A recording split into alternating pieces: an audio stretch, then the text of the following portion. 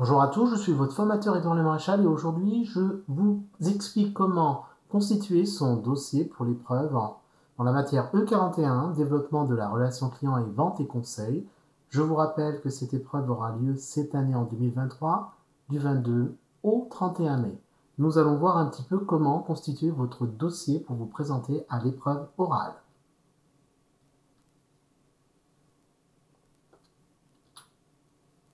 Donc, pour restituer, vous allez avoir deux exemplaires des documents suivants. Donc, vous avez en premier lieu la page de présentation du dossier qui se trouve ici. Pour les BTS, les étudiants en formation alternante, vous aurez l'attestation de réalisation de contrat. Et pour ceux qui seront en formation initiale, vous aurez l'attestation de stage. Et enfin, les 4 fiches. Voilà ce que sont les documents pour constituer votre dossier que nous allons voir un peu plus en détail. Donc, concernant la page de garde, tout simplement, vous allez avoir une page de garde où il sera inscrit BTS MCO 2023 DRCVE 41. Donc, vous aurez le numéro de candidat qui, bien entendu, vous a été communiqué par Cyclade ou sinon vous allez retourner sur votre espace pour le retrouver. Votre nom de naissance et le prénom.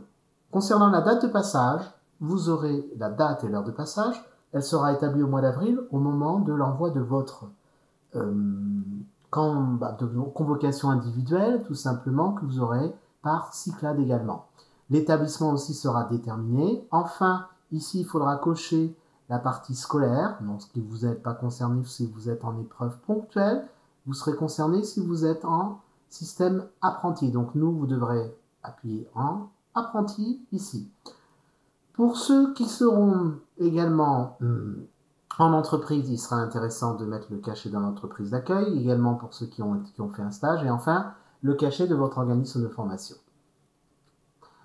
Vous avez aussi l'attestation de réalisation de contrat pour les étudiants en formation alternante. Donc, en tant que candidat, je vous laisserai remplir le nom, le prénom, l'adresse et quand vous êtes né.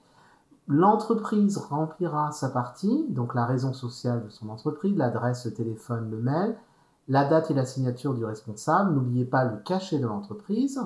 Également les informations sur l'attestation de réalisation du contrat, donc les dates sont très importantes, de l'année, d'une année à une autre, le lieu de résiliation du contrat, l'unité commerciale, le nom, l'adresse, d'accord, la durée de la présence en entreprise en termes de semaines, donc nature de contrat, alternant, apprentissage, d'accord.